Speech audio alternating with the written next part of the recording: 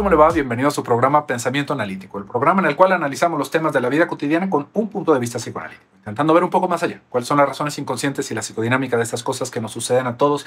Y hemos estado hablando esta semana sobre la amnesia infantil y esto nos ha dado pie para hablar de un montón de cosas alrededor de la represión y hay un montón de temas alrededor de esto que realmente vale la pena que sigamos hablando. Si usted no vio el primer video, le recomiendo por favor, que se regrese en la lista de reproducción que le va poniendo mi productor Adolfo para que vea la primera parte. ¿Por qué olvidamos nuestra infancia? ¿Y por qué olvidamos nuestra infancia? Si regresamos un poquito a todo esto, pues es por lo mismo que empezamos a olvidar ciertas cosas en nuestra adultez, ¿no? Estábamos hablando del papel de la represión y de cómo hay cosas que se van quedando, pareciera en el olvido, pero no se borran en nosotros. Si nos ha ido siguiendo en los videos, se va a dar cuenta de por qué hay un video hace algunos meses que hablaba de cómo funciona el trauma, de cómo es que va funcionando la psicoterapia y que en ningún sentido hay cosas que se nos borren o que se nos olviden y que eso sea una forma terapéutica de tratar una dolencia, un sufrimiento psíquico, ¿no? ¿Por qué? Porque las cosas no se nos olvidan. Ese tipo de cosas no se nos olvidan. Se nos podrán olvidar la tabla periódica, la de multiplicar, cómo sacar la raíz cuadrada, ¿no? Ese tipo de cosas sí se nos van a olvidar si no las usamos.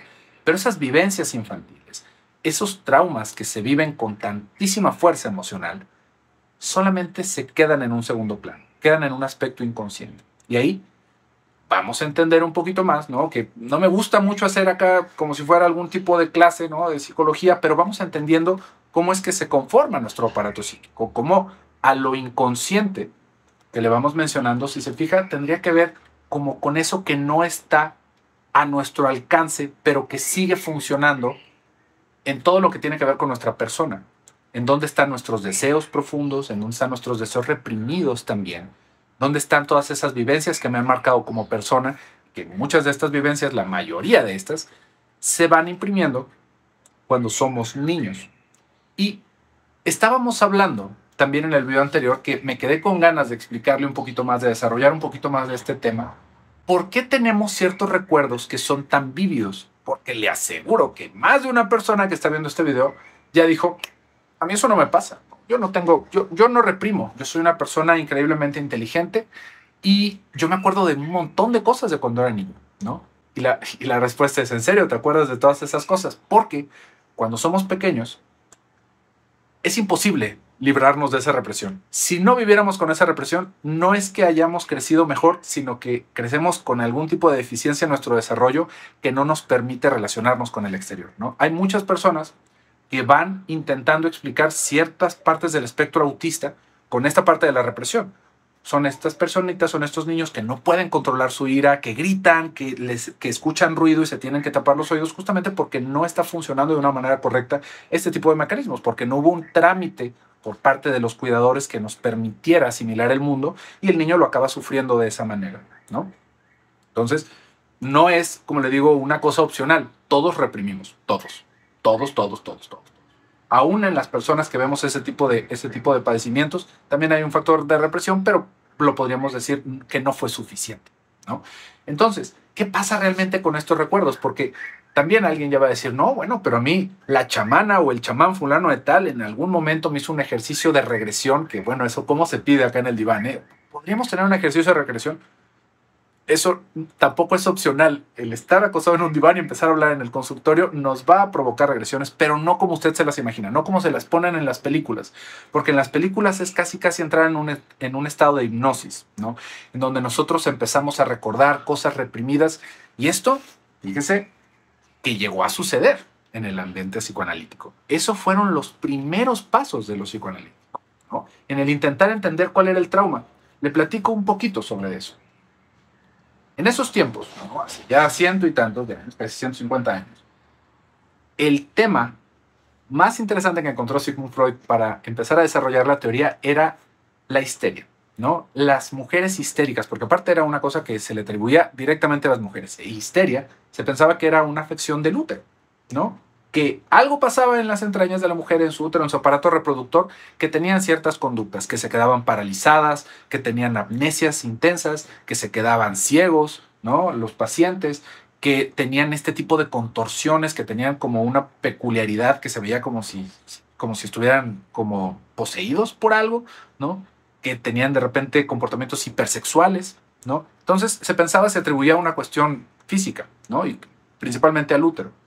Y dentro de esa investigación entra la hipnosis, ¿no? Para ver cuál fue la razón, qué es lo que está causando esa enfermedad, porque Sigmund Freud ve en algún momento que un hipnotista, a una histérica que no podía caminar, la somete al estado de hipnosis y la mujer se levanta. Entonces dice ahí uno, entonces no son las piernas lo que no le funciona, lo que no funciona es algo a nivel nervioso, que en ese tiempo también se entendía parte del psiquismo como el aparato nervioso, ¿no? Nuestro sistema nervioso en nuestro cuerpo.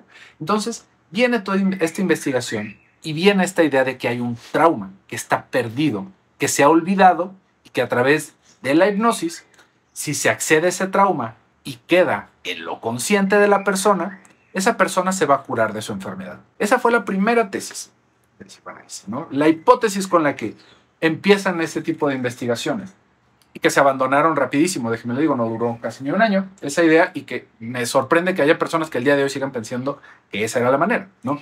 ¿Por qué? Porque la cuestión es que esos recuerdos que tenían las personas no resultaban ser reales casi nunca. Yo no podría decir, ¿cómo? ¿No? ¿Qué es lo que está pasando? Porque en el caso de esas pacientes, siempre había un recuerdo de un acercamiento sexual por parte del padre, ¿no? Y que pareciera entonces que eso fue lo que causó la enfermedad. Pero luego se investiga, se busca y se da cuenta el médico que pues el padre nunca se ha comportado de esa manera. Entonces, ¿qué fue lo que sucedió? La paciente estaba mintiendo. Y si se fija, una vez más, porque dice, ¿de qué se está tratando este video? Ya empezó a hablar de la histeria. No, esto tiene que ver con los olvidos que tenemos, con esa amnesia infantil. Porque esos recuerdos, viene la pregunta, son falsos, ¿no? Se lo está inventando la paciente, y aparte se lo está inventando en una situación pues de hipnosis que se supone que no debería de ser, ¿no? ¿Qué es lo que está sucediendo? Y ahí es en donde regresamos a esta cuestión de esos recuerdos infantiles. Nuestra memoria es, si bien fundamental, ¿no?, para describirnos como personas, ¿no?, porque somos nosotros y no somos nuestras vivencias y nuestros recuerdos, pero es algo súper defectuoso que tenemos, ¿no? No es algo de lo que podamos confiar. ¿En qué sentido no podemos confiar? Porque nuestra memoria está constantemente influenciada por nuestra subjetividad, por cómo vivimos las cosas. Nunca nos acordamos de hecho de lo que sucedió, sino la interpretación que le dimos a lo que estaba sucediendo. Si lo pensáramos en el caso de las pacientes que tenían este tipo de recuerdos en donde el padre se acercaba de una manera como morbosa, como sexual, nos vamos a dar cuenta de que ese acercamiento morboso y sexual fue que el padre pues le cambió los pañales a la niña, ¿no? O que la abrazaba, o que le hacía caballito, ¿no? Que ese es un juego como muy común en los niños, cuestionable, ¿no? Pero la niña, el paciente, lo llegó a vivir como un acercamiento sexual. Entonces, no es que haya habido como un intento de abuso como tal, sino que fue la interpretación que le da esta persona. Y aún así, fíjese nada más, porque eso es lo más interesante, aún así, aunque no esté una situación traumática evidente, la persona enfermó. Se enfermó de su imaginación. Se enfermó de una cuestión representativa, no de algo tangible, no de algo real, ¿no?, sino de la manera en la que entendió lo que estaba sucediendo en su postura como niño. Entonces, fíjese nuevamente, todos estos recuerdos que tenemos de niños no son recuerdos reales como tal, ¿no? Por ejemplo, uno puede decir, no, bueno, claro que mi cunita era así, por supuesto que la pelota que la que recuerdo es así, sí, pero eso también es una función de la represión. Fíjese cómo lo que se recuerda es una cosa muy pequeñita de la imagen, los zapatos de mamá, ¿no?, la pelota, las cortinas, pero no recordamos nada de lo que está alrededor como tal. Y si lo llegamos a recordar, déjeme le digo que lo más seguro es que nos lo estamos inventando, ¿no? Y eso, ojo, no quiere decir que porque sea una mentira no vale, sino que nos lo estamos inventando desde nuestra percepción subjetiva. no porque haya sido algo real como tal, sino porque es la manera en la que se armó nuestro recuerdo y es igual de importante como si fuera algo real para nosotros, porque eso, acabamos de decirlo, eso también nos enferma, eso también forma parte de nosotros. Entonces, no podemos simplemente como decir esas son mentiras, esas son verdades, que es otra pregunta muy común, ¿no? ¿Cómo sabe el terapeuta si le estoy diciendo verdad o si le estoy diciendo mentira? Lo que usted venga a decir aquí, sea verdad o sea mentira, es algo suyo y sobre eso es de lo que se está analizando. No estamos como intentando hacer un interrogatorio para descubrir exactamente cuál es el hilo negro, porque otra vez está esa fantasía, ¿no? De que si descubrimos cuál fue el momento traumático, cuál fue la razón específica, se nos va a quitar. Y ¿se acuerda que le estaba platicando de esta cuestión de la hipnosis? Pues imagínese, ¿no? Si eso hubiera funcionado, pues seguiríamos haciendo hipnosis, hubiéramos encontrado ahí la panacea para lidiar con todo ese tipo de enfermedades. Pero pasaba algo muy curioso. A esa enferma de ese momento se le ponía en un estado hipnótico, la persona se levantaba, volvían a servir sus piernas, se le volvió a sentar y después de un rato, ya que pasaba la hipnosis, ya que pasaban algunas horas, algunos días, volvía el síntoma. ¿Cómo? ¿No? Pero ¿qué no se supone que ya habíamos lidiado con eso? ¿Qué no se supone que ya habíamos encontrado a esta persona, ¿no? Que se le decía que tenía este recuerdo y que lo podía traer a la conciencia? Le seguía pasando lo mismo. Seguía teniendo estas contorsiones, empezaba a tener disfagia, de que no podía comer, de que no podía tomar agua. ¿Qué pasó? ¿No? Nuevamente, nos estamos dando cuenta de que si eso estaba reprimido, es por una cuestión de la represión, ¿no? Y se necesita reprimir para seguir funcionando. Y ahí continúa la investigación porque se da cuenta uno de que esa no es la solución. El estar diciendo estas cosas, ¿no? Que muchas veces es lo que queremos. Oye, ¿no me recomiendas un libro, no? Porque yo siento que tengo mi niño interno muy herido, entonces quiero descubrir qué fue lo que me hirió. Y pensar que si entendemos eso o que si alguien nos lo dice, se nos van a quitar nuestras dolencias. No funciona de esa manera, ¿no? No se puede. No es eso lo que se está intentando trabajar dentro de un consultorio, ¿no? Y esto lo podemos entender, si se fija, si hablamos un poquito más de estas amnesias infantiles, de cómo es que va funcionando la represión y cuáles son estas situaciones. Y reitero con esta cuestión de la memoria. Fíjese, no estamos hablando de cuando éramos niños, pero si usted tiene una pareja o tiene una persona muy cercana, tal vez un hermano o una hermana, seguramente le ha pasado, estoy seguro de que le ha pasado, que de repente se están intentando acordar de algo, ¿no? Tal vez de alguna situación. Esto pasa mucho con las parejas, ¿no? Cuando es un problema, cuando hubo algún conflicto, que los dos se acuerdan de una manera diferente de lo que pasó, ¿no? Y uno dice, es que tú no lavaste los trastes, ¿no? Y el otro dice, no, claro que lavé los trastes, pero tú me dijiste que no lavé los trastes. No, yo recuerdo que no lavaste los trastes. ¿Quién sí tuvo la razón, no? ¿Qué fue lo que sucedió? Y eran dos personas adultas en una situación real, en una situación que no pasó hace tanto tiempo, pero que no damos pie con bola de quién fue el que se está equivocando de esto. Y lo más seguro es que el hombre es el que está equivocado. No es cierto, ¿no? Pero al final de cuentas, muchas veces en ese tipo de discusiones, el hombre cede, ¿no? Pero no porque tengamos más mala memoria que las mujeres o porque digamos es que las mujeres se acuerdan perfecto de todo. Y luego nos escuchamos a los hombres hablar de estadísticas deportivas y decimos, ¿será realmente que tenemos tan mala memoria? No. Pero la cuestión ahí es que ninguna de las dos historias era la real. Cada quien estaba diciendo su historia real.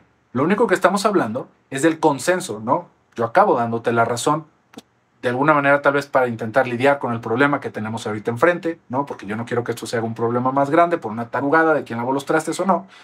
Pero ambos tenían su versión. Y como le digo, una vez más, la memoria ahí nos muestra que no nos podemos confiar de esto, ¿no? No hay alguien que se acuerde perfectamente de estas cosas.